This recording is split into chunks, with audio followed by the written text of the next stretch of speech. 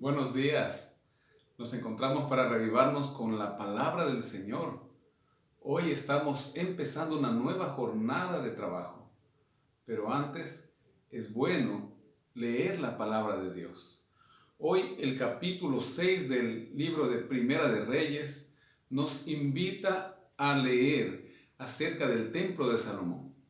En el versículo 1 nos dice que en el año 480, después que los hijos de Israel salieron de Egipto, el cuarto año del reinado de Salomón sobre Israel, en el mes de Sif, que es el mes segundo, comenzó él a edificar la casa del Señor. Este versículo del capítulo 6, el versículo 1, que es el que acabamos de leer, es muy importante en cuanto a la cronología bíblica. Aquí nos indica claramente que era el año 480 después de que los hijos de Israel salieron de Egipto.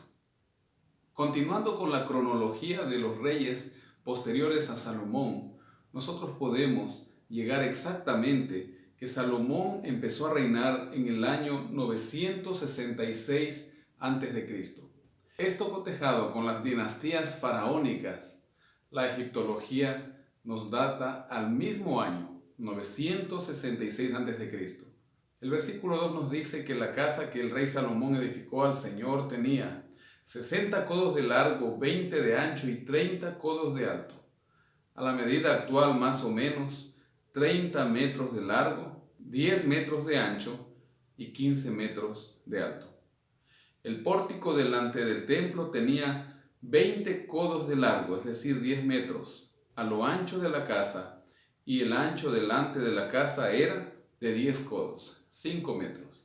Había un pasadizo ahí de 10 por 5 a lo ancho de la casa, es decir, del templo. Edificó también aposentos junto al muro de la casa y a su alrededor, adosados a las paredes de la casa, alrededor del templo y del lugar santísimo. En estos vivirían aquellos que oficiaban en el templo cada día. El verso 7 nos cuenta que cuando se edificó la casa, la construyeron con piedras que traían ya talladas, de tal manera que no se oyeron en la casa ni martillos ni hachas, ni ningún otro instrumento de hierro cuando la edificaban. Es tan santo el nombre de Dios y tan santa su presencia, así que todo lo traían listo de otros lugares, pero nada se talló en aquel lugar. Otro detalle importante está en el versículo 9. Construyó pues la casa, la terminó y la recubrió con artesonados de cedro. Edificó asimismo una galería de 5 codos de altura alrededor de toda la casa, la cual se apoyaba en la casa con maderas de cedro. Entonces el Señor dijo a Salomón: en cuanto a esta casa que edificas, si caminas en mis preceptos, cumples mis decretos y guardas todos mis mandamientos, andando en ellos, yo cumpliré contigo mi palabra, la que dije a David tu padre: habitaré en medio de los hijos de Israel, y no abandonaré a mi pueblo Israel. Asimismo dice el verso 16, que hizo al final de la casa un edificio de 20 codos, y lo recubrió de tablas de cedro desde el suelo hasta lo más alto. Así hizo en la casa un aposento para que fuera el lugar santísimo. El lugar santísimo era un cubo que tenía 20 codos por cada lado. Todo era cedro, ninguna piedra se veía. Salomón preparó el lugar santísimo por dentro en medio de la casa, para poner allí el arca del pacto del Señor. El versículo 21 nos dice que recubrió de oro puro la casa por dentro. Cerró la entrada del santuario con cadenas de oro y lo recubrió de oro. Recubrió pues de oro toda la casa de arriba a abajo, y asimismo recubrió de oro todo el altar que está frente al lugar santísimo, es decir, el altar del incienso.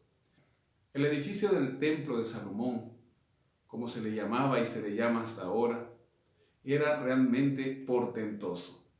Todas las piedras recubiertas por maderas de cedro, la cual estaba recubierta por oro. Hizo 2 querubines majestuosos de 5 metros de altura.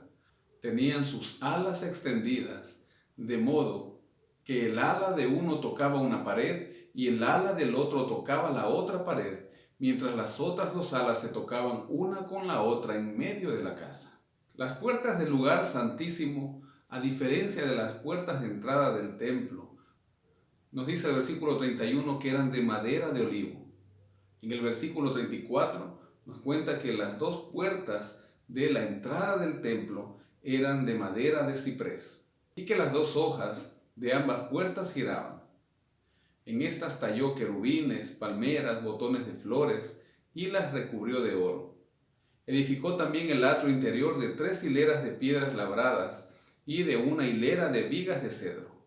Así nos recuerda el versículo 37 que en el 4.º año del reinado de Salomón, en el mes de Zif, se echaron los cimientos de la casa del Señor.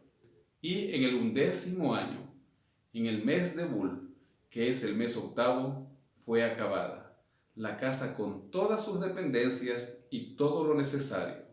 Esto durante 7 años, según el texto. El libro Profetas y Reyes, en la página 26, nos dice: por fin quedó terminado el templo proyectado por el rey David y construido por su hijo Salomón. Y todo lo que Salomón se propuso hacer en la casa del Señor y en su propia casa fue prosperado.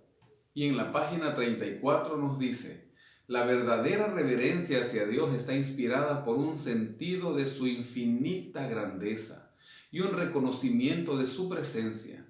Este sentido del invisible debe impresionar profundamente todo corazón. La presencia de Dios hace que tanto el lugar como la hora de la oración sean sagrados. Salomón edificó un templo para el Señor. Hoy, usted y yo debemos ser ese templo, porque nuestro cuerpo es templo del Espíritu Santo. Es más, en su casa hay un templo, hay un lugar especial para la oración. Su casa es una casa de oración. En su casa mora el Señor junto a usted, porque en este templo veremos más adelante que el Señor vino y moró ahí. Aunque nada en esta tierra puede contenerlo, pero el Señor está dispuesto en su grandeza, en su magnificencia, a morar en nosotros, a morar en su casa y hacer la diferencia en sus vidas. Que Dios le bendiga en esta semana y pueda ser una semana diferente con la morada de Dios en usted. Feliz día.